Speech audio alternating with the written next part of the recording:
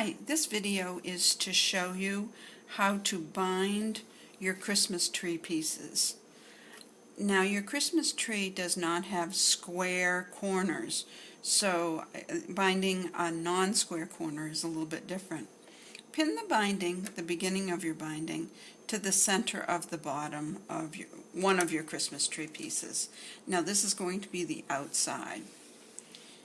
I'll start sewing very close to the corner, and I'll sew to 1/4 inch before the corner, so that's about right.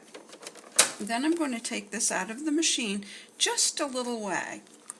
I am going to fold the binding out so that the binding has a direct line with the next side that I'm going to be binding. Fold it back, and notice how this fold right here is not even with this side. What you want is you want that fold to be at a right angle to the side that you're going to be binding next. I'm going to pull it down just a little bit so you can see that right angle right here. Then you're going to turn your Christmas tree piece and bind this edge. Now the next corner is going to be a little bit different because it is so pointed. It is the top of the tree. I'm just sewing down here with 1/4 inch. Now I am actually going to sew right through to the edge. Now I can feel where that edge is. Now lift your presser foot up, pull it out a little ways. You're going to pull your binding back, and again you're going to align your binding with this edge. Then you're going to fold it back, let's see, like this, and it's going to create that right angle again. Slide it back underneath your presser foot and push it in just a little ways because there's a height to this Christmas tree piece. So then you will start to sew. I'm going to clip the thread right here and continue to sew. Do the next corner the same way, and then this is what your binding will look like. I'm going to remove this from the sewing machine.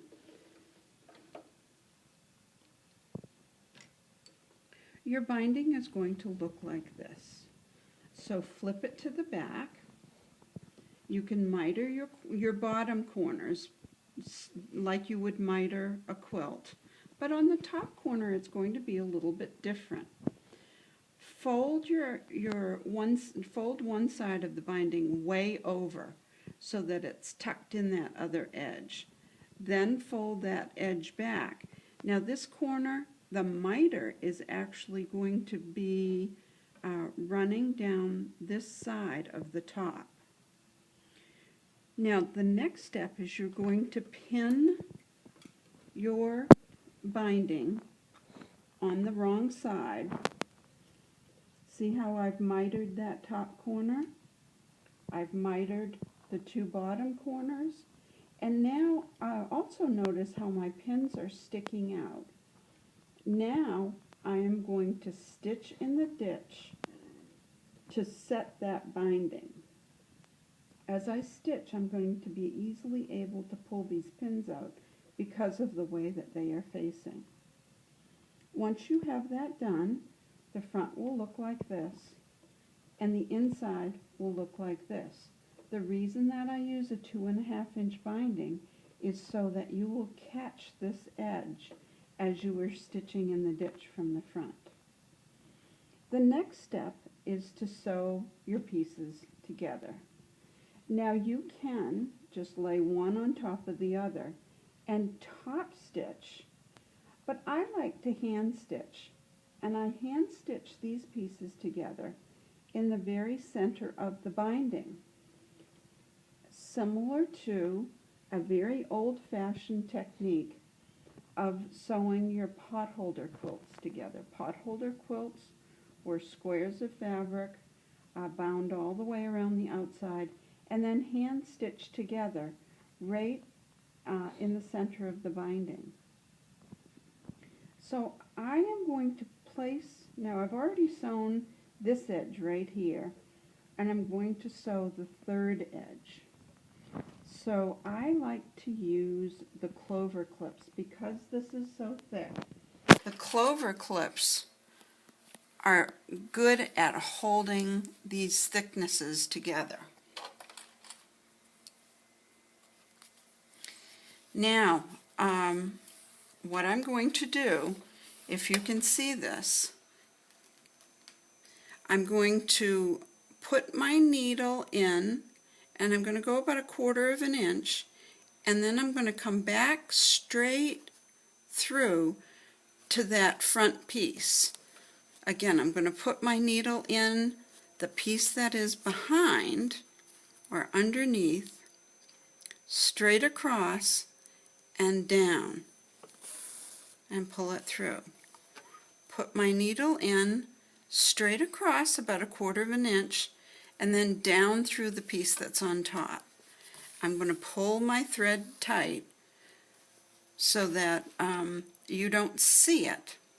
And I'm just stitching through the fabric. So again, across, over about 1/4 of an inch, and down. Now, once you have these 3 pieces sewn together, it's going to look like this. Before you sew that last piece and shore up the top, you're going to want to decorate it. I will show you in another video how to put lights on your tree. That's it.